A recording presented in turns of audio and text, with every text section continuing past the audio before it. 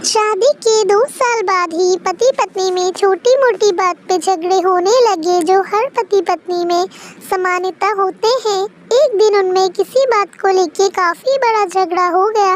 इस झगड़े में एक दूसरे की आलोचना करते करते बात इतनी बिगड़ गई थी कि बात तलाक तक आ पहुंची। परिवार के सभी लोग उनके झगड़े से बहुत परेशान हो गए और वे सब किसी तरह इन दोनों को समझाकर इस झगड़े को खत्म करना चाहते थे। सभी ने उन्हें बहुत समझाने का प्रयास किया, लेकिन कुछ बात नहीं बनी। घर के सबसे बुजुर्ग सदस्य यानी दादी जी उनके पास गई।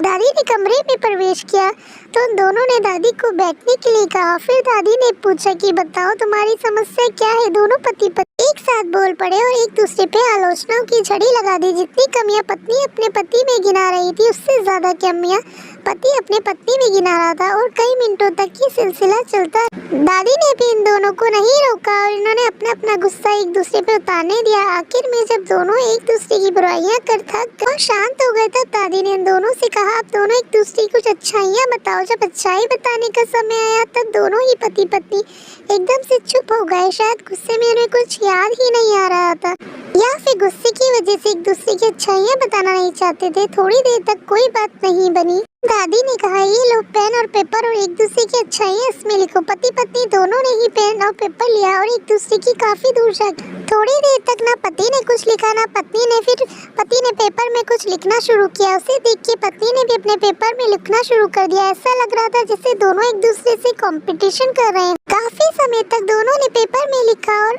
अपना अपना पेपर लेके दादी जी के पास उन्हें देने के लिए गए। दादी ने उन दोनों से कहा कि अपना पेपर एक दूसरे को दो और अब एक दूसरे के पेपर पढ़ो। पति ने पत्नी को और पत्नी ने पति को अपना पेपर दे दिया। एक दूसरे के पेपर पढ़ने लगे। थोड़ी देर बाद पति और पत्नी दोनों की ही आंखों में आंसू थे। पेपर अपनी अच्छाइयाँ पढ़ के पत्नी तो फूट फूट कर रोने लगी। पत्नी को रोता देख पति ने उसे चुप कराने के लिए दौड़ पड़ा और माफी मांगते उसे मनाने लगा। पत्नी ने भी पति को माफी मांगी और माहौल ऐसा हो गया जैसे कभी कोई झगड़ा हुआ ही ना था। कमियां और खूबियां हर इंसान में होती हैं, लेकिन ये हमारे ऊपर होता है कि हम कमियां देख के अपना जीवन को नर्क बना लें या खूबियां देख के अपने जीवन को स्वर्ग बना लें। कहानी पसंद आई हो तो हमारे चैनल को सब्सक्राइब करें। Thank you.